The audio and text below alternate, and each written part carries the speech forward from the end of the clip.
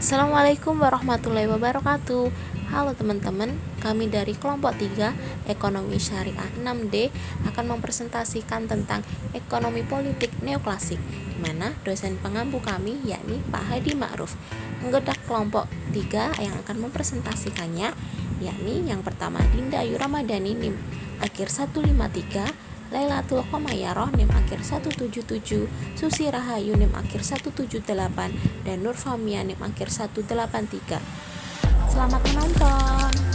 Dalam ekonomi politik neoklasik kali ini ada 7 subbab yang akan kami bahas, yakni A. Deskripsi, B. Struktur ekonomi neoklasik, C. Ekonomi politik dalam pandangan neoklasik, D. Hak kepemilikan, E. Eksternalitas, F. Barang publik, dan G. Monopoli dan oligopoli.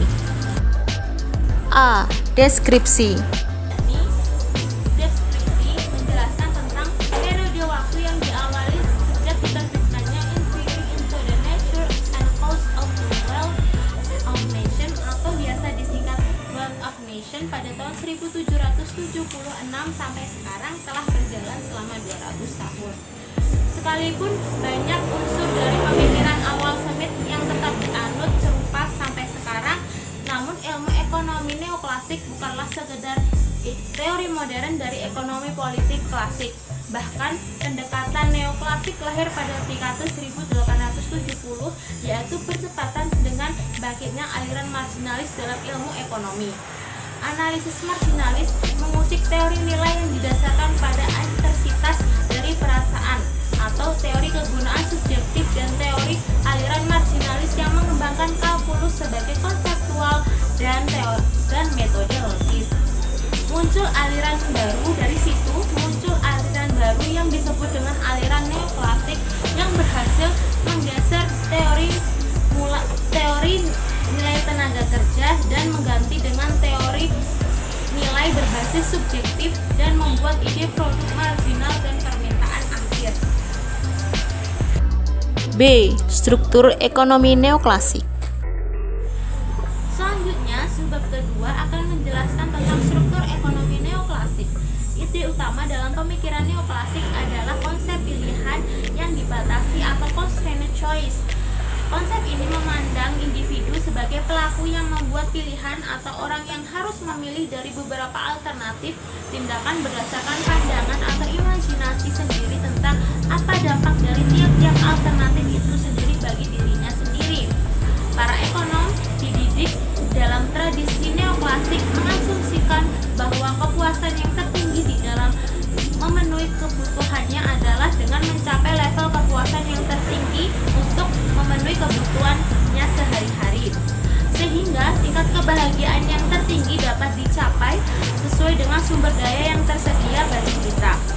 Dalam praktiknya, pendekatan neoklasik menggabungkan antara kesejahteraan dan pilihan.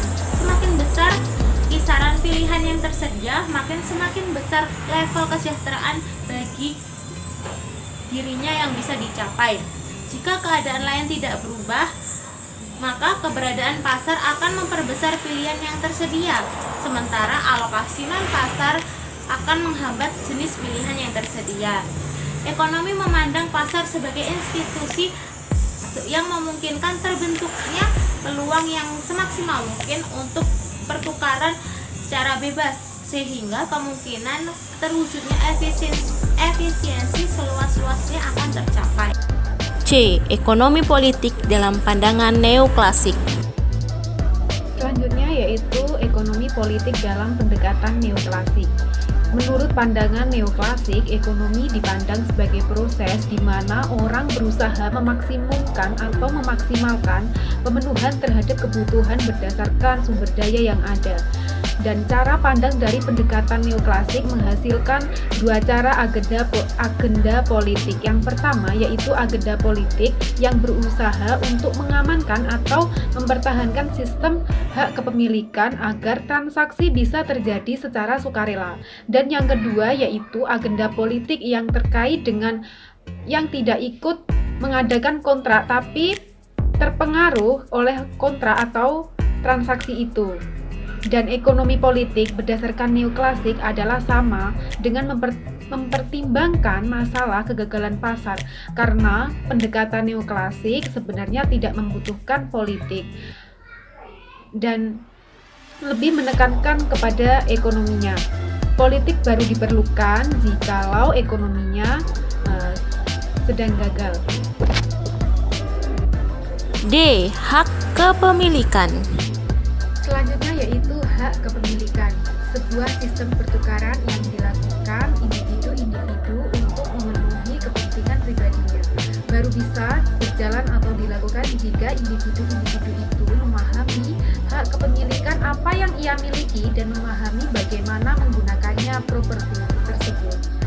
Sebuah sistem hak kepemilikan biasanya memberikan keleluasaan yang cukup besar kepada para pemilik properti tentang cara dalam menggunakan properti tersebut.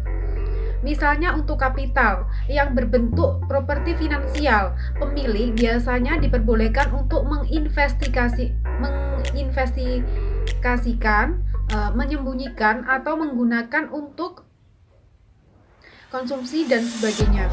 Proses politik mengatur hak-hak kepemilikan dan menetapkan batas-batas dari kepemilikan itu.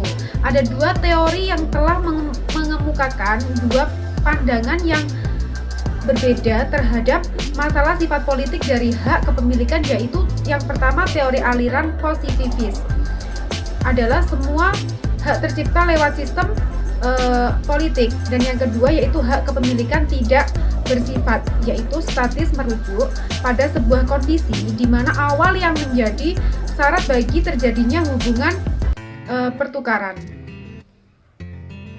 E. Eksternalitas. Baik, selanjutnya yaitu tentang eksternalitas. Eksternalitas adalah dampak dari transaksi terhadap pihak ketiga, yaitu pihak yang tidak ikut dalam transaksi tersebut, yang tidak melewati sistem harga dan muncul sebagai efek samping yang tidak disengaja dari kegiatan orang lain atau kegiatan dari perusahaan lain. Dalam pasar yang berfungsi secara ideal, semua transaksi itu bersifat pribadi. Dan jika ada pihak ketiga yang terlibat di dalamnya, maka pihak ketiga ini biasanya diberi imbalan atau dikenakan biaya. Dalam kondisi seperti ini, biaya yang ditanggung semua produsen itu adalah sama dengan biaya yang ditanggung masyarakat, dan keuntungan yang didapatkan masyarakat itu akan sama dengan keuntungan yang didapatkan semua produsen, karena produsen juga termasuk bagian dari masyarakat.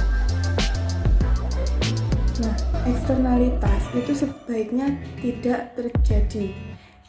Kenapa demikian? Karena jika eksternalitas itu terjadi, maka akan ada orang lain yang menerima keuntungan atau harus mengeluarkan biaya untuk urusan-urusan yang terjadi bukan atas kehendak mereka sendiri. Sebagaimana ilmu ekonomi neoklasik itu beranggapan bahwa eksternalitas itu dapat mengganggu efisiensi dari operasi dalam perekonomian suatu negara. Sebagai contoh dari timbulnya eksternalitas negatif, yaitu ditemukan oleh perusahaan, misalnya polusi yang menimbulkan biaya atau kerugian bagi pihak-pihak di luar perusahaan dalam bentuk gangguan kesehatan dan biaya pengobatan. Dalam artian, orang-orang di luar perusahaan ini itu adalah korban dari sebuah pertukaran secara mereka itu dipaksakan. Nah, menurut kriteria Pareto, hasil dari situasi seperti ini itu tidak bisa optimal dengan melihat pada perhitungan yang dilakukan perusahaan untuk menetapkan berapa level produksi yang bisa memaksimalkan laba. Selanjutnya, teori neoklasik itu mengatakan bahwa perusahaan akan menaikkan level produksi sampai biaya dari penambahan output atau biaya marginal itu dinaikkan menjadi sama dengan harga yang digunakan untuk menjual output. Sehingga jika biaya marginal itu lebih tinggi daripada harga, maka penjual lebih banyak output justru akan menelan biaya yang lebih tinggi daripada pendapatan yang diterima dari harga jual, sehingga produsen itu justru akan merugi. Tetapi selama biaya marginal itu masih lebih rendah daripada harga jual, itu perusahaan bisa menaikkan laba dengan memproduksi lebih banyak barang. Karenanya, selama harga atau yang menentukan pendapatan itu lebih tinggi daripada biaya tambahan, maka perusahaan akan terus menaikkan level produksinya. Setelah biaya dari penambahan produksi ini setara dengan penambahan pendapatan atau ketika pendapatan marginal sama besarnya dengan harga, maka perusahaan itu tidak lagi memiliki insentif untuk mengubah level produksinya.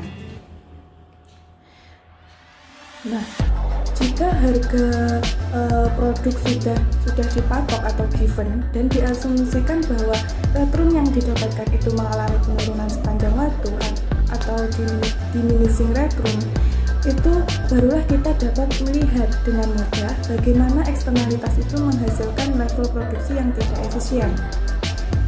Nah, diminishing return itu berarti bahwa level produksi yang lebih tinggi akan menghasilkan biaya unit yang lebih tinggi juga, yaitu bahwa biaya marginal itu naik seiring dengan naiknya output tersebut. Level output yang bisa memaksimalkan laba itu jika harganya tetap akan tergantung pada level berapa biaya marginal sama dengan harga. Maka semakin tinggi level di mana biaya marginal sama dengan harga, maka semakin besar pula output yang bisa dihasilkan dalam memaksimalkan laba. Tetapi jika level biaya marginal itu menjadi lebih tinggi daripada level output tertentu, maka level output itu harus diturunkan agar biaya marginal itu sama dengan harga. Nah, ketika perusahaan meningkatkan level produksinya, maka biaya marginalnya itu akan naik, sehingga perusahaan akan terus menaikkan level produksi itu sampai biaya marginalnya sama dengan harga. Selanjutnya, dari akibat timbulnya eksternalitas tersebut, maka untuk mengurangi eksternalitas selain dengan denda dan subsidi, yaitu lewat regulasi pemerintah, di mana regulasi itu dapat berbentuk larangan dan tuntunan yang bersifat mengikat. Selain itu, dengan sistem peradilan, yaitu di mana pihak-pihak yang merasa dirugikan oleh eksternalitas itu bisa memperkarakan pihak yang dianggap menimbulkan eksternalitas itu kepada pengadilan. Namun pendekatan ini seperti itu baru bisa berjalan dengan baik kalau hak-hak kepemilikan itu sudah terdefinisikan dengan baik dan jelas. Barang publik. Selanjutnya yaitu mengenai barang publik. Nah, barang-barang publik yang dibutuhkan banyak orang itu seringkali tidak berhasil diciptakan atau diadakan oleh pasar dengan jumlah yang banyak atau yang memadai. Hal ini dikarenakan pasar hanya mampu atau mau memproduksi barang-barang yang memungkinkan produksinya untuk bisa mendapatkan keuntungan. Barang-barang yang dapat menghasilkan keuntungan bagi produksinya ini adalah barang-barang dapat dimiliki, boleh ditukarkan dengan barang lain yang sama nilainya dan bisa ditransfer kepada pihak lain. Definisi dari barang publik sendiri itu adalah barang-barang yang begitu diproduksi untuk anggota tertentu dari sebuah kelompok akan secara otomatis bisa digunakan oleh semua anggota dalam kelompok tersebut. Contoh dari barang publik yang memberikan layanan tanpa pilih-pilih yaitu seperti efek menguntungkan dari kemajuan teknologi terhadap pertumbuhan ekonomi, ketersediaan taman kota yang dirawat dengan baik, sistem pendidikan yang terbuka secara luas, pengendalian terhadap wabah penyakit secara nasional, dan sistem ketertiban umum yang secara efektif. Kemudian, sifat umum dari barang publik itu adalah sifat non-eksklusif dan non-rival atau tidak tersaingi dan tidak menyaingi. Barang itu dikatakan memiliki sifat non-eksklusif kalau tidak ada cara untuk menyalurkan keuntungan dari barang itu, jadi hanya kepada mereka yang sudah membayarnya saja. Atau dengan kata lain, mereka tidak membeli barang itu, tetapi tetap bisa mengonsumsinya. Selanjutnya, sifat non-rival berarti bahwa ketika orang yang satu mengonsumsi barang publik itu, maka orang lain akan tetap bisa sama-sama mengonsumsi barang publik yang sama juga. Nah, kemudian mengenai masalah yang menghambat penciptaan barang publik pada level mikroekonomi itu adalah bahwa setiap individu itu tidak memiliki insentif untuk menginvestasikan energi dan sumber daya untuk memproduksi barang-barang publik itu. Karena individu yang melakukan investasi semacam itu tidak bisa mendapatkan semua keuntungan yang bisa diberikan oleh barang publik. Kesulitan pasar untuk memproduksi barang publik ini terjadi karena biaya dan keuntungan dari individu itu tidak dapat dihubungkan dengan biaya dan keuntungan sosial yang dihasilkan dari barang publik itu sendiri. Kehadiran barang publik itu mendistorsi alokasi sumber daya dan membuat barang publik itu tersedia dalam jumlah yang minim atau jumlah yang terlalu sedikit. Ada beberapa jenis barang publik yang dianggap sangat penting, yaitu sehingga hampir semua negara itu menyediakannya dengan berbagai tingkat yang berbeda. Misalnya pendidikan, pertahanan, sistem hukum, kemudian kepolisian, sanitasi, dan layanan kesehatan. Tentu saja barang publik yang paling banyak tersedia ini tidak sepenuhnya disediakan pasar dan juga tidak sepenuhnya disediakan negara. Karena pasar itu berjalan lewat pertukaran sukarela. Banyak orang yang tidak memiliki semangat publik akan menolak untuk ikut membayar biaya bagi pengadaan barang publik tersebut, tetapi tetap bisa mendapatkan keuntungan dari barang-barang publik ini. Monopoli dan oligopoli. Selanjutnya, saya akan menjelaskan mengenai monopoli dan oligopoli. Di dalam ilmu ekonomi neoklasik, terdapat hubungan antara pasar persaingan sempurna dengan efisiensi, di mana efisiensi ini didefinisikan sebagai maksimalisasi terhadap pemenuhan kebutuhan pribadi. Pasar persaingan sempurna adalah pasar yang memiliki penjual dan pembeli dalam jumlah yang sangat besar. Ukuran kekayaan tiap-tiap pelaku, produsen dan konsumen sangat kecil jika dibandingkan dengan ukuran kekayaan yang ada di dalam pasar. Sehingga tiap-tiap pelaku tidak dapat mempengaruhi kondisi agregat di dalam pasar, terutama pada harga. Bahkan, dalam kondisi persaingan yang sempurna, tiap-tiap pelaku tidak memiliki kekuatan. Pilihan yang bisa dibuat oleh tiap-tiap pelaku adalah sebatas apa yang akan mereka produksi. Ketika perusahaan-perusahaan di dalam pasar itu menjadi terbatas, sehingga dapat dikatakan bahwa pasar itu berfungsi sebagaimana mestinya.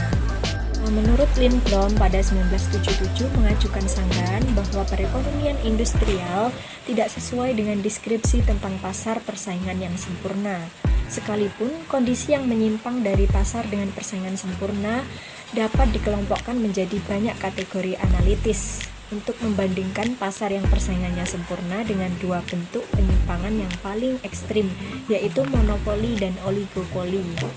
Oligopoli terjadi ketika beberapa perusahaan mengendalikan pasar atau aset dalam pasar untuk sebuah sektor tertentu. Dalam situasi seperti ini, perusahaan-perusahaan bisa mengatur parameter-parameter utama dalam pasar, misalnya seperti harga. Bahkan, perusahaan-perusahaan oligopoli bisa menentukan harga yang lebih tinggi daripada harga yang ada di dalam pasar persaingan sempurna. Selisih antara harga dengan biaya produksi bisa didapatkan melalui kelebihan laba, yakni laba yang lebih tinggi daripada yang bisa didapatkan pada pasar persaingan sempurna, atau bisa disebut juga dengan rente atau rent. Selain dari menaikkan harga, perusahaan-perusahaan oligopoli juga bisa membatasi output, karena mereka sudah mendapatkan laba yang tinggi dari menjual produk yang lebih sedikit dengan harga yang lebih tinggi. Dari sudut pandang efisiensi, dapat dikatakan bahwa perilaku tersebut memprihatinkan, karena perusahaan menghasilkan terlalu sedikit tetapi meminta harga yang terlalu tinggi jika dibandingkan dengan kondisi yang ada pada pasar persaingan sempurna. Individu-individu atau perusahaan-perusahaan yang hanya mampu membeli dengan harga yang rendah akan tersingkir dari pasar. Akibatnya, kepuasan atau kegunaan utility akan menurun. Dalam situasi yang seperti ini, harga tidak mencerminkan biaya produksi, dan kelangkaan sumber daya dengan seutuhnya, sehingga sumber daya tidak teralokasikan dengan efisien. Dalam situasi di mana ada eksternalitas dan barang publik, pasar tetap mengalami kegagalan ketika kondisi persaingannya dalam keadaan ideal. Di dalam oligopoli, kegagalan di tengah kesempurnaan masih diperparah lagi oleh adanya inefisiensi yang disebabkan oleh terkikisnya tingkat persaingan dalam pasar itu sendiri. Dalam situasi di mana ada eksternalitas dan barang publik, pasar tetap mengalami kegagalan ketika kondisi persaingannya adalah ideal. Di dalam oligopoli, kegagalan di tengah kesempurnaan ini masih diperparah lagi dengan adanya inefisiensi yang disebabkan oleh terkikisnya tingkat persaingan dalam pasar itu sendiri. Namun yang sama antara kondisi eksternalitas dan barang publik dengan kondisi oligopoli adalah bahwa sama-sama ada alasan kuat bagi pemerintah untuk melakukan intervensi. Perekonomian menjadi terhambat kemampuannya untuk bisa mengalokasikan sumber daya secara efisien. Pemerintah bisa melakukan intervensi untuk memecah perusahaan-perusahaan besar menjadi beberapa perusahaan yang lebih kecil agar mencegah terjadinya kolusi antara perusahaan untuk menetapkan harga seenaknya sendiri dan untuk menghalangi terjadinya merger-merger yang bisa menghambat persaingan. Sekian penjelasan dari kelompok 3. Ada kurang lebihnya kami mohon maaf. Wassalamualaikum warahmatullahi wabarakatuh.